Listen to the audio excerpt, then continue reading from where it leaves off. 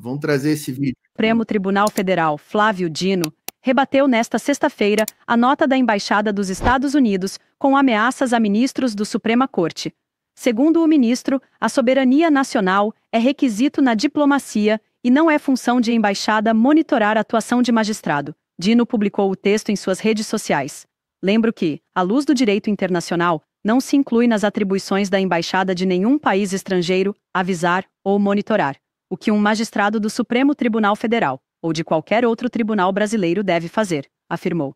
O Itamaraty convocou nesta sexta-feira o encarregado de negócios da Embaixada dos Estados Unidos, Gabriel Escobar, para explicar sobre a nota publicada pela representação americana no país, fazendo ameaças diretas a ministros do Supremo Tribunal Federal. A nota absurda foi publicada nas redes da Embaixada dos Estados Unidos nesta quinta-feira, com claras ameaças aos ministros do STF. O ministro Moraes é o principal arquiteto da censura e perseguição contra Bolsonaro e seus apoiadores. Suas flagrantes violações de direitos humanos resultaram em sanções pela Lei Magnitsky, determinadas pelo presidente Trump.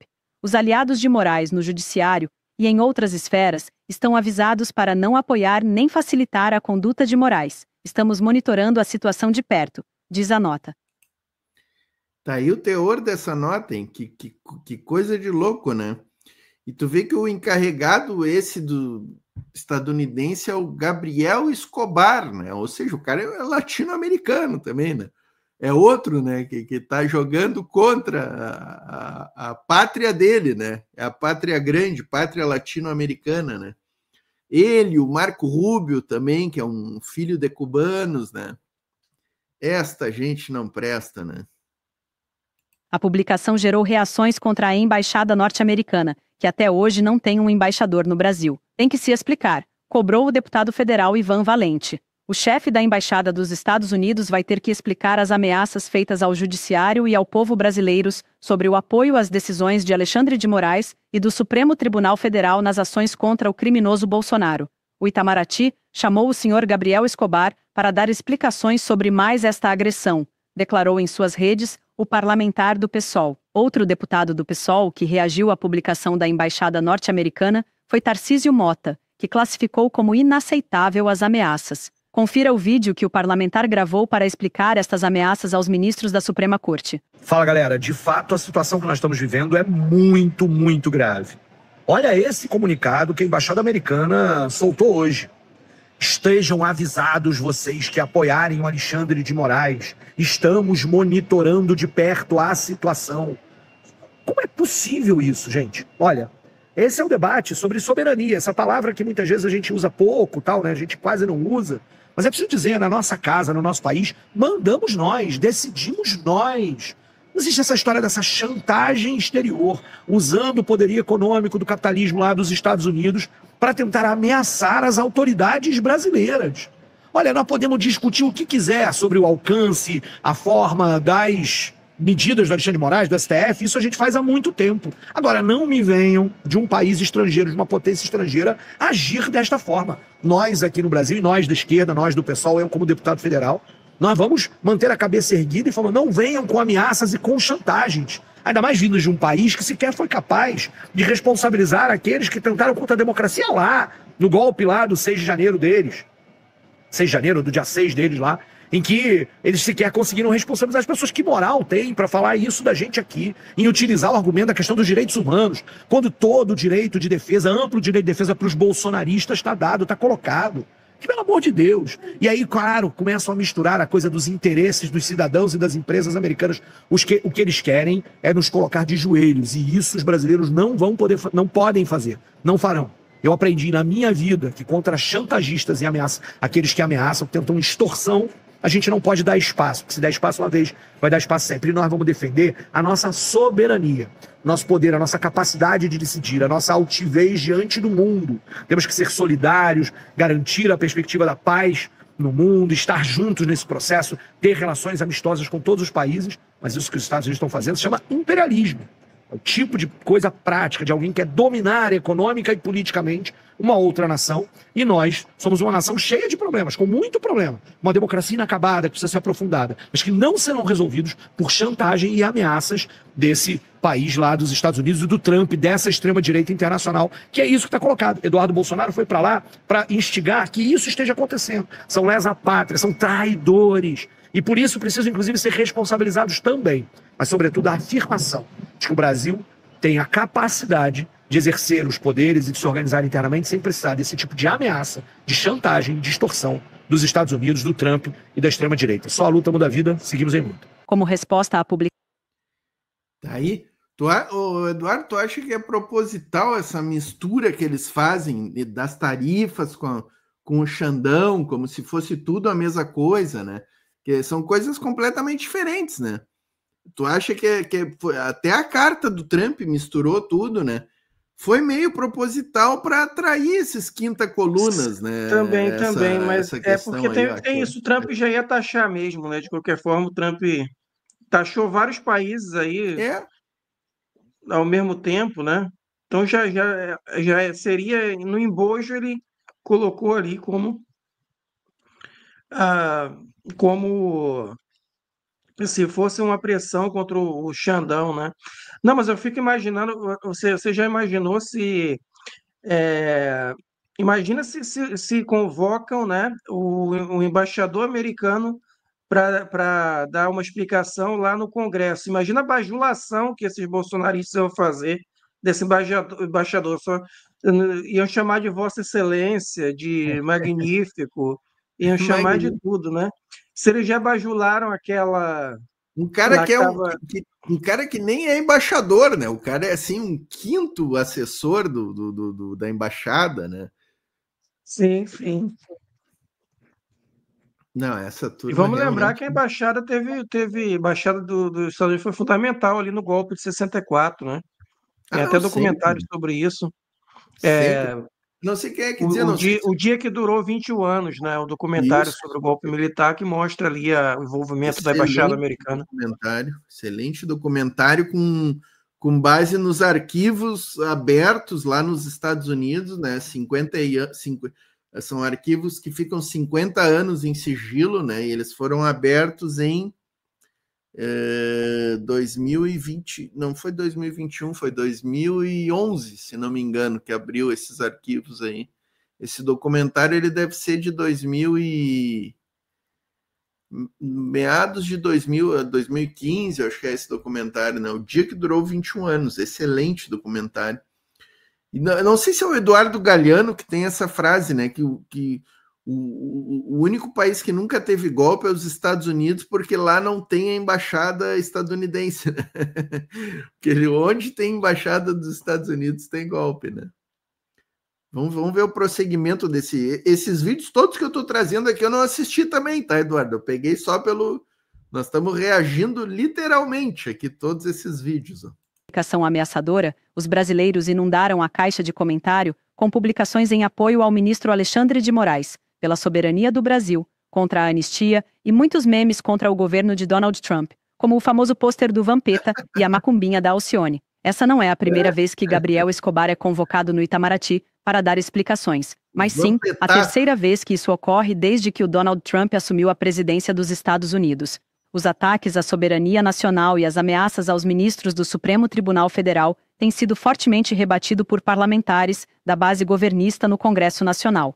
Até mesmo nessa semana em que a ala da extrema-direita tentou sequestrar o parlamento brasileiro. Quero confessar que fiquei triste ao entrar nessa casa na terça-feira, depois de ter me inscrito para falar nas breves comunicações e encontrar essa mesa ocupada com parlamentares com fita crepe na boca, nos olhos, no momento em que esperavam uma posição firme do parlamento em defesa do Brasil, em defesa dos interesses brasileiros, da população brasileira, no momento em que os Estados Unidos impõem tarifas inaceitáveis, injustificáveis a um país que sempre manteve relações comerciais favoráveis aos Estados Unidos. O ex-governador do Distrito Federal, Rodrigo Hollenberg, foi um desses parlamentares que criticou os políticos brasileiros que estão trabalhando contra o Brasil. E me impressiona profundamente que haja parlamentar nessa casa que defenda os interesses dos Estados Unidos contra os interesses da população brasileira. Não consigo entender como um parlamentar, seja de direita, seja de esquerda, seja de centro, possa defender interesse de um outro país contra a soberania brasileira. E o que eu esperava dessa Câmara era completamente diferente.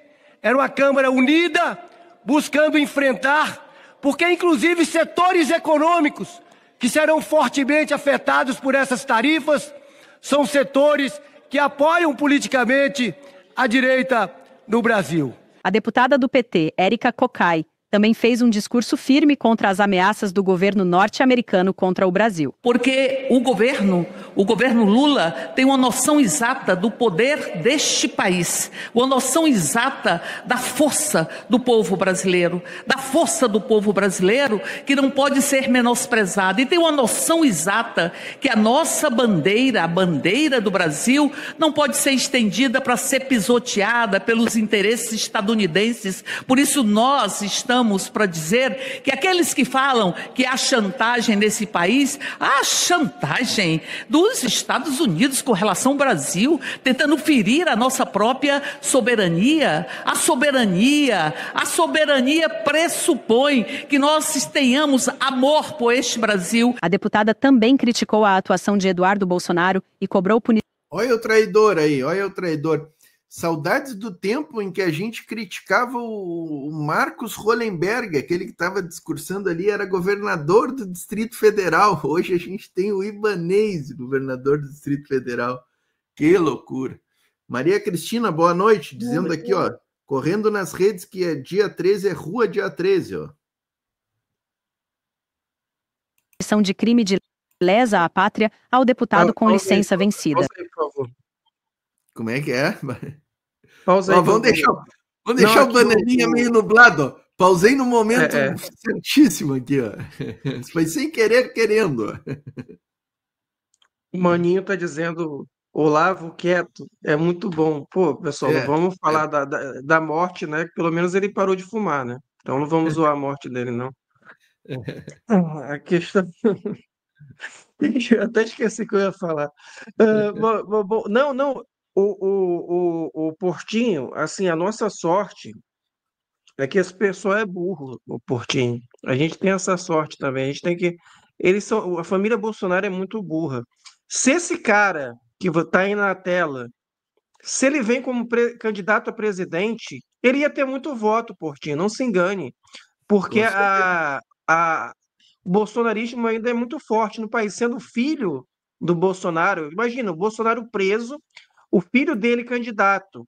Isso aí ia dar uma força para a extrema-direita muito grande, ia ser um páreo duro para o Lula ali. E felizmente, Portinho, eu já percebi, parte da juventude ama esse cara que está aí. Adora esse Eduardo Bolsonaro aí. Vê quantos seguidores ele tem na rede social. Muito mais que muito influência de esquerda aí do Brasil. Então, muita gente segue esse Eduardo Bolsonaro aí. Então, se ele ficasse no Brasil e se candidatasse, né, a presidente, imagine eles... Eu não sei se é possível. Aí o Portinho, você que entende mais de direito, é possível o filho se candidatar com a mãe como vice? É possível? Eu não tenho certeza se é possível. Sim. Aí, imagina se ele se candidata com a Michele Bolsonaro como vice. A Michele não é nem mãe dele. A Michele não é nem mãe dele. Mesmo que é verdade, né? É verdade, é madrasta. Então ainda tem isso ainda. Pô, isso aí ia ser um páreo duro, né? É nossa sorte que eles são burros, cara. Imagina o Bolsonaro preso, ele lá, ele com chance de ganhar e dizer, ó, se eu ganhar, a campanha dele ia ser, se eu ganhar, eu dou anistia pro meu pai e para os outros prisioneiros políticos lá. Isso ia dar uma força enorme para a extrema-direita na oposição. Não estou dizendo que ia ganhar do Lula, mas ia dar uma força enorme. A nossa sorte é que eles são burros, né? Ele nem vai conseguir salvar o pai vai com certeza ter muitos problemas para se bobear, perder os direitos políticos, né? Se muita coisa for para frente. Se bobear, ele vai ficar com medo de voltar para o Brasil, ainda tem essa, né? Poderia ser preso aí por. Não sei exatamente Já qual crime ele cometeu, né? Seria traição, não sei se tem esse tipo de crime no Brasil, ou tem se seria muita fácil condenar ele gente, por isso. tem Hã? muita Pode gente falar. tem muita gente já dizendo que já deveria ter sido emitido o mandado de prisão dele. O Alexandre de Moraes, está com Moraes o processo, né? Tá tramitando uma investigação na Polícia Federal, que, aliás, foi nessa investigação que o Bolsonaro foi preso. Isso aqui é outra confusão que os bolsonaristas tentam fazer, dizendo que foi preso antes do julgamento. Não tem nada a ver com o julgamento do golpe, a prisão do Bolsonaro. O Bolsonaro foi preso neste inquérito que a Polícia Federal está fazendo para apurar a conspiração contra o Brasil e a obstrução à justiça que o Eduardo Bolsonaro, o Paulo Figueiredo, o Jair Bolsonaro, e eu acho que tem mais alguém aí nesse inquérito, e todos eles estão sendo investigados por isso. E o Bolsonaro ele foi preso porque nesse inquérito ele descumpriu, né, com as medidas que o Xandão tinha colocado ali nesse inquérito, né? Então, o pessoal, tem muito jurista bom aí já dizendo que nesse inquérito aí a polícia já deveria ter pedido a prisão desse indivíduo aqui para quando ele voltar para o Brasil ele ser preso, se ele voltar para o Brasil, né? E tem crimes, Eduardo, tu perguntou, não tem o crime de traição à pátria. Esse é um crime que não tá tipificado na nossa legislação. Mas a gente tem uma lei, que é uma lei que revogou a antiga Lei de Segurança Nacional. Ela foi aprovada no governo do Bolsonaro, se não me falha a memória, ela foi sancionada em 2021, se não me falha a memória, que é uma lei, eles revogaram a Lei de Segurança Nacional, que era um entulho da ditadura, né? E criaram a Lei de Defesa da Democracia. E é nessa lei que está previsto lá os crimes que esses caras estão praticando aí nos Estados Unidos, que são crimes que atentam não contra a soberania nacional, mas contra a democracia, né? No caso. Enfim, eu acho que esse cara aí já tinha, eu concordo com isso aí, acho que já tinha até para simbolizar, né? Porque não é possível que esse cara esteja fazendo o que ele está fazendo, ele é um réu confesso, não sou eu que estou aqui supondo que, mas tu tá atacando ele de graça, porque não, ele mesmo já disse que está lá mesmo conspirando contra o Brasil, que está trabalhando para que tenham outras sanções, não está. Só o tarifaço de 50% não é o suficiente, ele mesmo já falou que ele está trabalhando lá nos gabinetes para que venha mais sanções, que venham mais coisas negativas para o Brasil, tudo, ele já se entregou, né? Então, assim, este cara continuar sendo deputado, continua sendo remunerado, já expirou o prazo da licença dele, tá? E por isso ele já poderia ter sido cassado, porque já fazem quase 20 dias que ele está sem comparecer à Câmara dos Deputados, né? É verdade que a Câmara voltou agora, estava em recesso, né? Mas já fazem aí alguns dias que expirou a licença dele, ele não voltou, né? Então, isso aí significa um abandono do mandato, óbvio, evidente, né? E ele continua recebendo, continua com a verba de gabinete, continua com os gabinetes, os CCs dele empregados, né?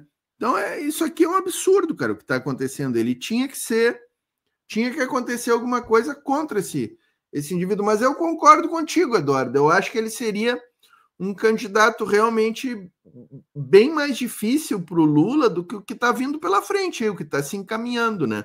Com todo esse cenário que eles estão construindo, né? Que eu acho que é um cenário politicamente muito negativo para o bolsonarismo, né? E tanto para a questão da eleição presidencial, como para as eleições de governadores e também para o Congresso. Eu acho que nós vamos ter uma boa surpresa quando se abrir as urnas lá em 2026 e a gente vê que vários desses canalhas, traidores, vagabundos, que estão lá no Congresso do PL, vários deles não vão se reeleger, Eduardo. Eu tô acreditando muito nisso aí, que a gente vai ter uma boa surpresa nas urnas.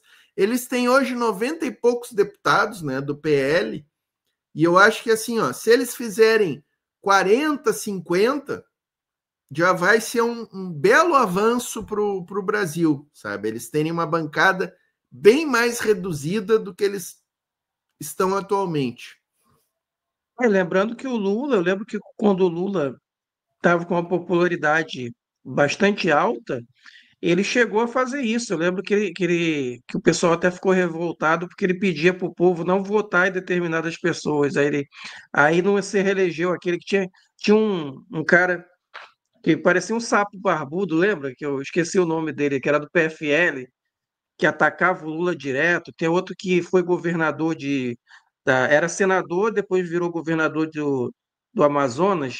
O pessoal pode lembrar aí no chat, né, que também era outro senador que ali atacava o Lula direto, e o Lula foi nesses estados e falou: ó, você é do Maranhão, se você gosta de mim, não vota no senador tal, não. E aí vários deles não se reelegeram. Acho que foi no governo Dilma ali, foi o momento ali que o PT teve uma situação mais favorável ali no primeiro governo Dilma, né?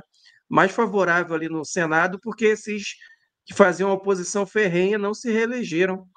Por causa do Lula, fez a campanha contra eles lá nesses estados, né? Então, se o Lula fizer isso de novo, muitos desses não vão se reeleger. Outra coisa, além disso tudo que eu falei, é que eles ficaram maus com o poder econômico também, né? Com a base que apoiaria eles, o pessoal começar a achar: pô, mas esse cara está fazendo lá, está prejudicando meus negócios aqui, essas taxações vão prejudicar meu negócio. Então, muito empresário ali vai ficar meio com o pé atrás em apoiar a família Bolsonaro, né? Melhor apoiar outro candidato de direita do que apoiar esses malucos aí que estão prejudicando ali nossos interesses. Aí, quer dizer, a nossa sorte é que eles deram esse tiro no pé, né? Se esse cara aí fosse um pouquinho mais inteligente, ele vinha como presidente, colocava a mãe não, a madrasta como vice, e dizia que se fosse eleito, daria a bênção, não, qual é o nome que se dá? Para perdoar, se diz, perdão ao Bolsonaro, né? Mas é a graça, né, que se fala. Eu nem sei que se cabe isso para determinados crimes, né? Votaria anistia pelo Bolsonaro e pelos outros lá, né? Mas, Exato. infelizmente, ele é só um bananinha, né? Olha, aqui o pessoal está comentando aqui, o dia 13 agora, manifestações aí nas ruas, né? Maria Cristina está falando aqui, eu espero que sejamos pelo menos 100 mil na Avenida Paulista. Tomara. E aí tem uma outra camarada aqui, a Cristina Oliveira, ó, que botou que dia 13 é dia de semana. Dia errado, aprendam com os franceses. Dia de manifestação é final de semana. Eles lotam as ruas. Dia 13, eu estava vendo, é quarta-feira, né? Não é realmente não é um dia muito bom, né? Para grandes manifestações, né? Acho que talvez até para uma manifestação isolada na Paulista, talvez, né? Mas convocar manifestações em todo o Brasil para um dia de semana, na última que teve agora, que a gente até botou 30 e poucos mil na Paulista, né? Foi um dia de semana, né? Mas, enfim, eu concordo com a Cristina Oliveira, acho que tinha que ser no fim de semana, né? A Elaine falou: Eduardo, não dá ideia, não. Não, Elaine, eu estou dando ideia porque não adianta mais, agora já era. O caldo já estornou, não tem como ele ser presidente mais, entendeu? Não tem como, já era. Exatamente. Ele vai vir para ser preso. Só tem como ser preso agora.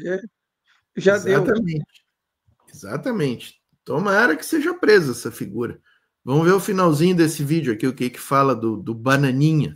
Esses que estão fora do Brasil, inclusive um parlamentar desta casa, articulando toda sorte de ataques à nossa nação, esses estão cometendo crimes contra o Brasil, crimes de lesa pátria, que tem... Não, eu lembrei de uma coisa agora, eu debati com bolsonaristas, né, no canal Reflexões Contemporâneas. O cara teve a cara de pau de dizer que o Bolsonaro não deu golpe porque estava fora do Brasil. Olha a cara de pau desses caras, meu. Olha a cara de pau. Ele estava lá justamente para ter um álibi, né? Fingir que não é O com álibi, ele. claro, claro, claro. Eu mereço, né? Que serem, inclusive, punidos por isso. Nós não podemos permitir que esses que acham que o Brasil tem que ser subalterno aos Estados Unidos, que aplaudem Trump e que dizem, inclusive, como o deputado que está fora do Brasil, articulando e engendrando relações contra o próprio país, ele disse que tem a terra arrasada sim. Aliás, eles enfrentam a democracia todos os dias, querem destruir a própria democracia. Golpistas têm que ser responsabilizados. Nós não podemos permitir que a impunidade asfixie os ares neste país. Por isso, é sem anistia para golpistas, porque a lei tem que ser para todas as pessoas. Tá aí, vídeo da Mídia Ninja.